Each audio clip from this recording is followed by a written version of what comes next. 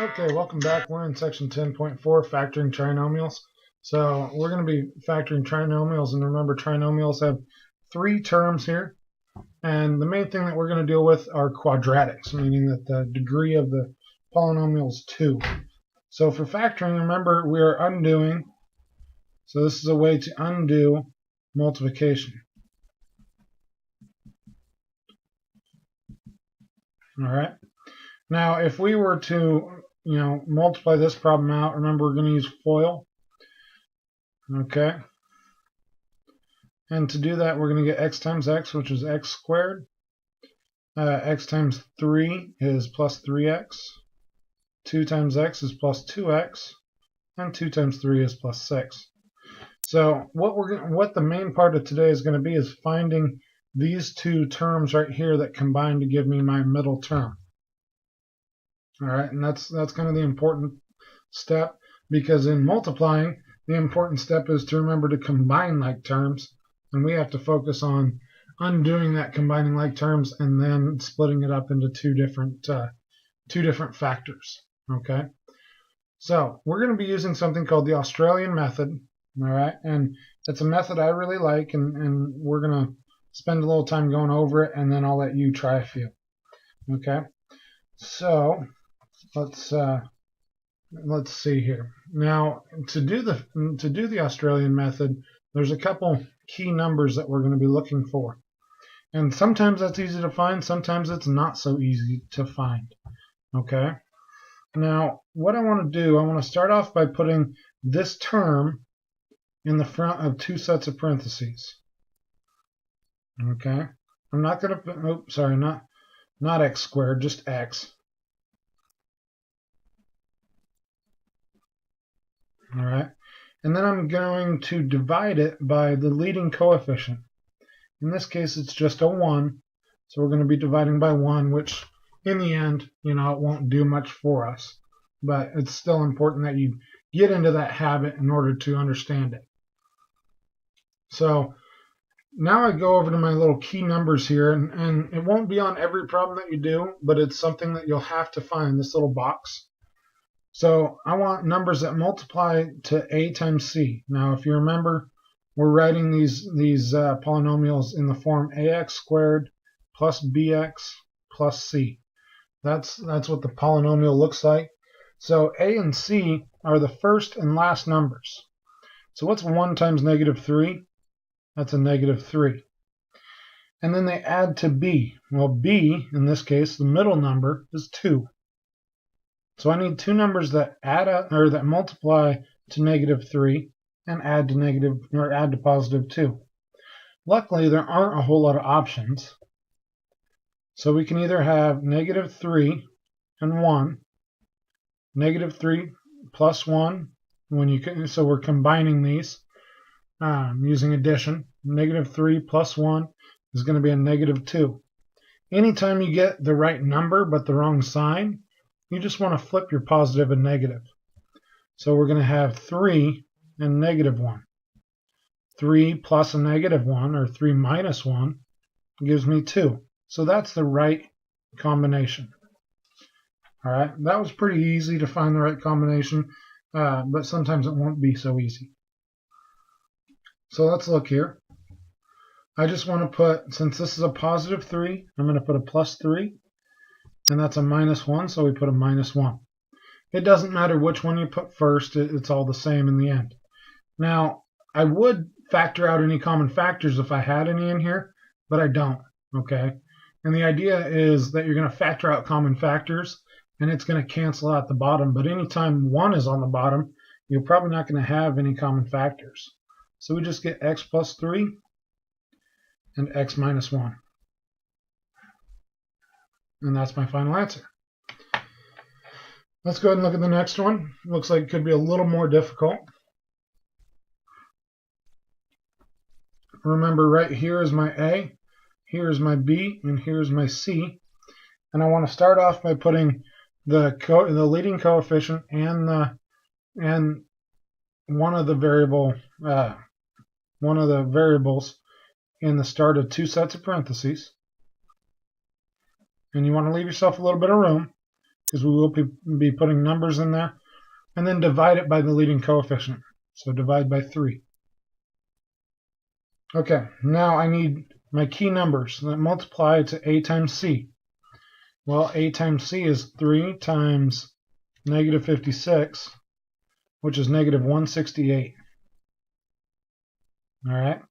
Now I'm going to have to find numbers that multiply to give me 168. And the key here is that they have to add up. When you combine them, they have to add up to b, the middle number, 13. So let's just try some things that multiply to 168. Well, I know it's even, so I can try. I'm going to start with my negatives here. So I'm going to start with negative 2. And to figure it out, you can go 168 divided by 2. And that gives me an 84. And when I combine those, 84 minus 2, or negative 2 plus 84, I get 82. All right, so that's not it. Let's try a 3. So 168 divided by 3 is 56. When I combine those, so negative 3 plus 56, or 56 minus 3, is 53. So I'm still not quite there.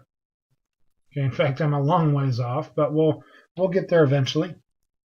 Just trust the system, and I know it's a little bit of work, but you can do it. So 168 divided by 4, or negative 4, since it's negative 168, is 42.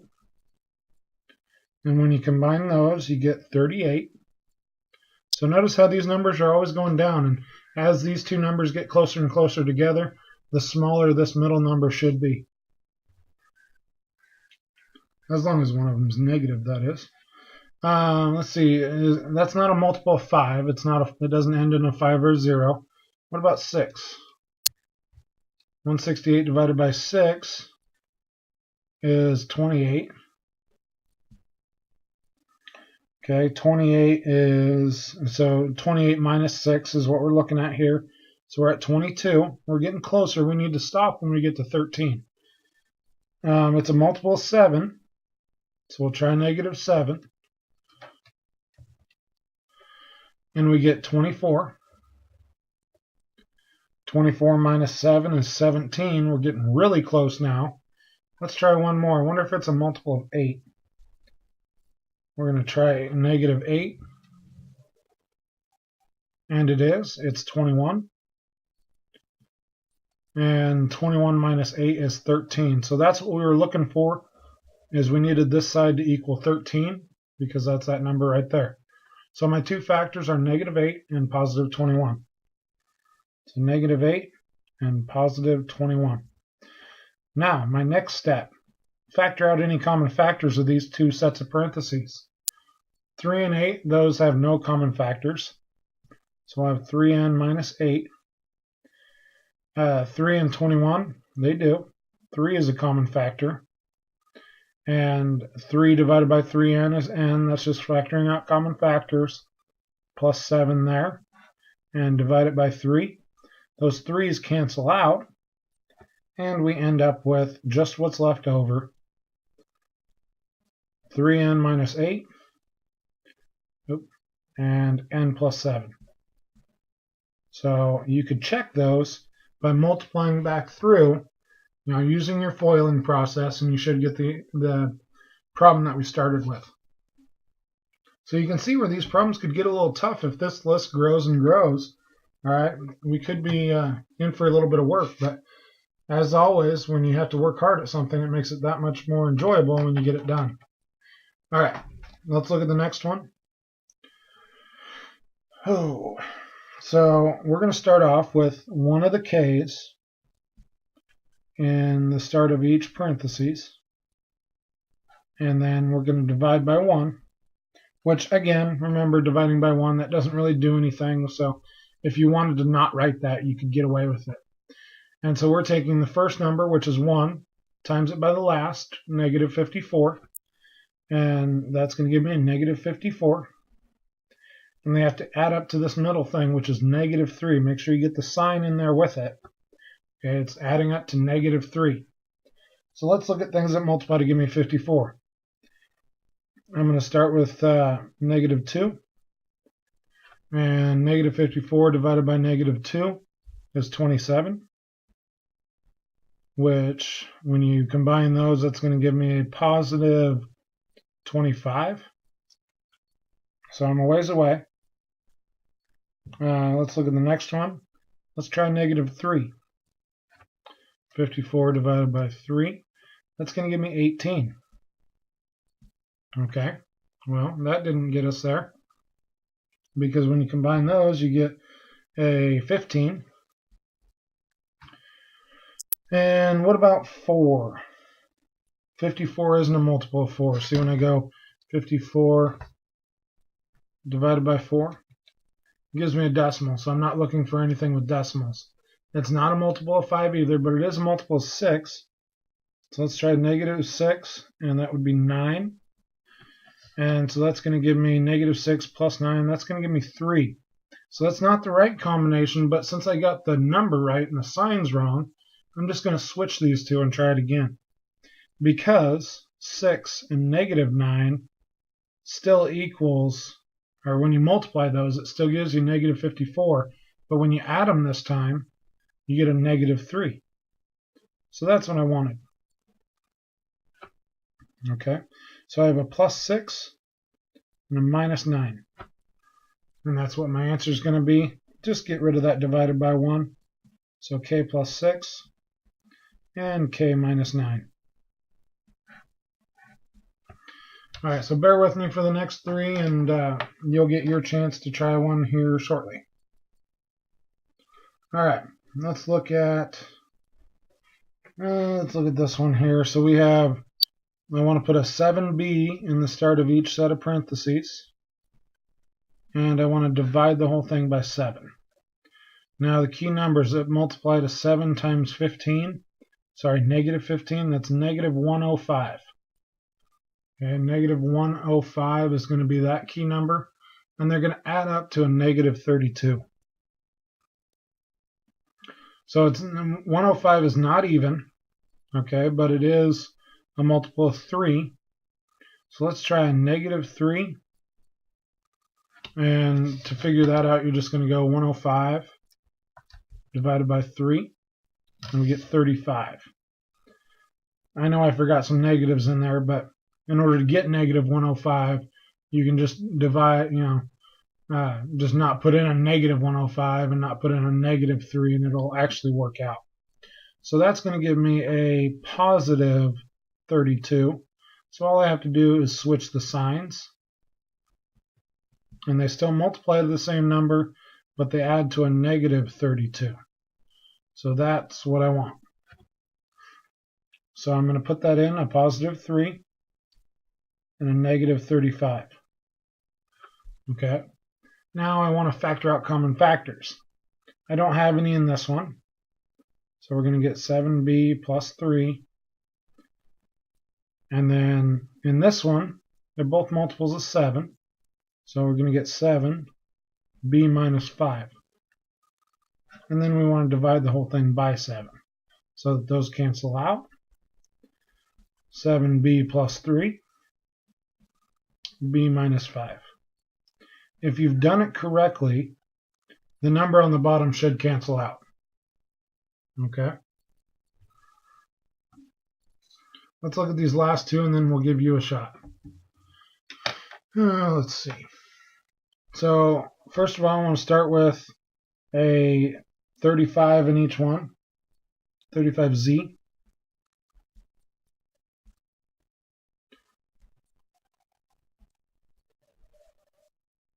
And we're going to divide by 35. And again, we're hoping that cancels out. So I'm going to start off with 35 times 20. Okay, 35 times 20 is 700. And they want to add up to the middle term, which is 55. Okay, so let's try a few things. Let's try 2. Well, 700 divided by 2 would be 350. Okay, and when I add those, I get 352. So I'm not quite there. fact, I'm a long ways off. Let's go ahead and skip down a ways and let's try 7. So 7 times 100 would give me 700. And what do those add up to? 107. So I made a big jump, but I'm still not there. Let's try maybe 10. I'm kind of just picking easy ones, and I'm definitely not doing them all. But 10 times 70 would be 700, and those add up to 80. So I'm getting closer. Maybe 14. 14 is a multiple of 700. In fact, 700 divided by 14 is 50. And there we get 54. So I'm really close. All right. I'm not quite there, but I'm really close. They're both a multiple of, another set of multiples. Wow, bugging here. Let's try 20. And 700 divided by 20 is 35. So that means that those two things multiply to 700. And since it's all positive, you don't have to worry about negative signs, which is kind of nice. But what do we get here is when we add those two things up, we end up with 55. So it's kind of weird that this one was smaller than that one. Oh, sorry, that's 64. So never mind, it's not smaller. But yeah, so we just kept going, and we found a pair that worked. And so now we plug those in. So that's a plus 20 and a plus 35. I had to write kind of small. But now what we want to do is factor out common factors. Okay. So let's go ahead and pick. Let's see, in the first one, they're both multiples of 5. All right. So 35 divided by 5 is 7. And that has the z on it. 20 divided by 5 is 4. And then there's a factor of 35 in each of those, so that makes that easy. 35. And that's just going to be a z plus 1. And remember, we're dividing that whole thing by 35. So now cancel out the 35s. Oh, but what happened? There's a 5 out here. Well, that's okay. We can handle that. Now, what all that means is you could have factored out a 5 at the very start, which some people like to do because it makes the numbers smaller. And I'm totally not against, but that's still part of the answer because it didn't cancel out. 7z plus 4 and z plus 1. All right? But that's my final answer. Still, the problem looked really hard. We made it look a lot simpler. All right, let's look at this last one, and then you guys can try a few. So let's go with 4n at the start of each parenthesis, and we're going to divide that by 4. And so we need numbers that multiply to 4 times 24, which is 96. Okay, and they add up to a negative 35. Well, so some people ask in this case, well, what's going on here? Because I'm multiplying to a positive number but adding to a negative number. Okay, anytime this one's positive and that one's negative, that means both of these pairs of numbers, or all the pairs of numbers, are going to be all negatives. In fact, let's try one. I know it's even, so negative 2 would go into it. And so you go 96 divided by negative 2, and you get a negative 48. So when you think about it, those two numbers multiply to 96, and when you combine them, you're going to get a negative number, and that's what we want. Well, let's see if it's the right one. Well, that would add up to a negative 50. So we're not quite there. Let's try, well, it's a multiple of 3, so let's try negative 3. And negative 96 divided by negative 3 gives you a negative 32. And that looks like negative 3 minus 32, which is negative 35. So that's the one that we wanted right there. So we put a negative 3 in one and a negative 32 in the other one. And now factor out any common factors. There aren't any in that because 3 is a prime number. And 4 is a common factor there. And so that leaves n minus 8. And we're dividing by 4. Those cancel. Remember, if you did it right, they should cancel. And that's my final answer. Alright, go ahead and turn the page. Now I want you to try a couple, so go ahead and pause the video and give these ones a shot. Alright, hopefully you got a chance to finish those two. The one thing I'm going to do to start this one, you may or may not have done it, but I know that all these numbers are multiples of 6. So I'm going to pull a 6 out at the very beginning. 60 divided by 6 is 10. That's x squared. 102 divided by 6 is 17. And then plus 6 there. That makes life a lot easier because I'm only finding numbers that multiply to 60 and that are only different by 17. This one, that add up to 17. This one I would have been finding numbers that multiply, and you might have done this, but multiply to 2,160 and add up to 102. That sounds really difficult. I wouldn't want to do that. So what we're doing here is I'm going to leave that 6 out in front, like way out in front. Okay, and I'm actually going to put another set of parentheses around the rest of our problem. But I remember I put a 10x here, and a 10x here, and I'm dividing by 10. And I close off that big set of parentheses. And the numbers, if you did it this way, the numbers you should have gotten are 5 and 12, which add up to 17. So plus 5 plus 12. All right. Now this is a strange problem because remember I still have that 6 out there, way out in front. My common factor here is 5. So I have 5, and that's going to be a 2x plus 1. And then over here the only common factor I have is 2.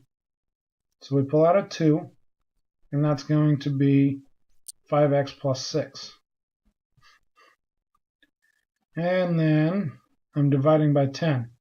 Well, it still works out to cancel this stuff out because 5 times 2 is 10. So those three things cancel out in this problem. And I'm left with my 6 out in front, 2x plus 1, 5x plus 6. And if you want to check those, you can go ahead and multiply them out. This next one's quite a bit easier. There is no leading coefficient. Well, there is one. It's just 1. So we get P. I didn't leave myself enough room there, but that's okay. And so the two things multiply to give you 63 and add to 16. You should have gotten 7 and 9. They add up to 16. So plus 7, plus 9, problem done. Okay. Yes, there was the divided by 1 there, but when 1's out in front, you don't have to write that. All right, let's end this with one little thing, and in fact, you'll find this quite a bit easier. So if you remember, we ran across one problem that was like, I think it was 5x minus 3 times 5x plus 3, and this was way back when we were just multiplying polynomials. And I didn't make a big deal out of it because I didn't want to. But when I multiply this, I get 25x squared. And so the outsides are 15x. The insides are negative 15x. And the lasts are negative 9. Okay? And I mentioned that the 15s cancel. So we were just left with 25x squared minus 9. Now that's important because both of those numbers are what we call perfect squares. Like if you took the square root of 25, you'd get 5, and the square root of 9, you'd get 3. Well, that problem, 20 or 5x is what you would have got if you took the square root of that. So, and that 5x and that 3 make surprising appearances right up here. So if you notice, the only thing that's different in these two factors are the sign in the middle. So whenever you have something that looks like this, a number and maybe even a variable squared minus another number squared and maybe a variable there also, it's going to factor out into a plus b and a minus b. The key is that there's a subtraction in the middle, okay, just like this problem. And yeah, that's about all there is. But these problems actually end up being fairly easy because all you have to know is you have to know the square root of the numbers that you're dealing with, or the variables if that's the case. Like in this problem right here. If I look at the square root, and we haven't really talked about that very much, but the square root of n squared, that equals n. And the square root of 1 equals 1. And you can test those out on calculators. Not really the n squared, that won't work for you, but since those are even numbers and we have subtraction here, if I want to factor this, I just say that it's n plus 1 and n minus 1. And that's my answer. On the next one, the square root of b squared is b, and the square root of 36 is 6. So we get b plus 6, remember your parentheses, and b minus 6. Okay? Let's look at the next ones. Here we have numbers out in front, but it's okay because 4 is a perfect square. In fact, 2 times 2 is 4, and x times x is x squared. 81 you get from going 9 times 9. So what we end up with here is we have 2x plus 9 and 2x minus 9. Now it's not incorrect to, just like this problem, have the negative one first. Okay, it doesn't matter. It could be 2x minus 9, 2x plus 9, as long as they're opposite signs. The square root of 100m squared is 10m. Square root of 169 is 13. So we get 10m plus 13 and 10m minus 13. And that's our answer on that one. I want you to go ahead and pause the video and get the last two done. Alright, hopefully you had a chance to get those done. Let's finish them up real quick. This one would be 5x, and then that's a 4. So we get, say, 5x minus 4, 5x plus 4. Remember, if you wrote those the other way around, that'd be okay also. Not 4x minus 5, but 5x plus 4, 5x minus 4 would be just a correct answer also. Here we have the square root of 121 is 11z, and that's going to be 3.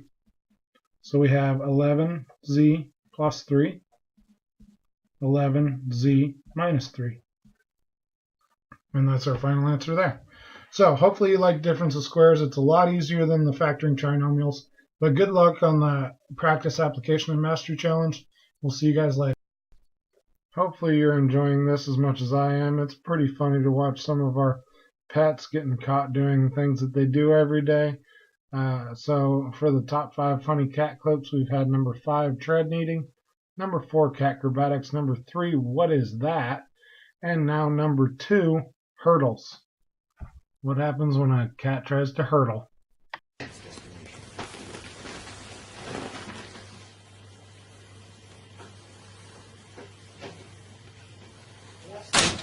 Miles from the Libyan border, isn't it?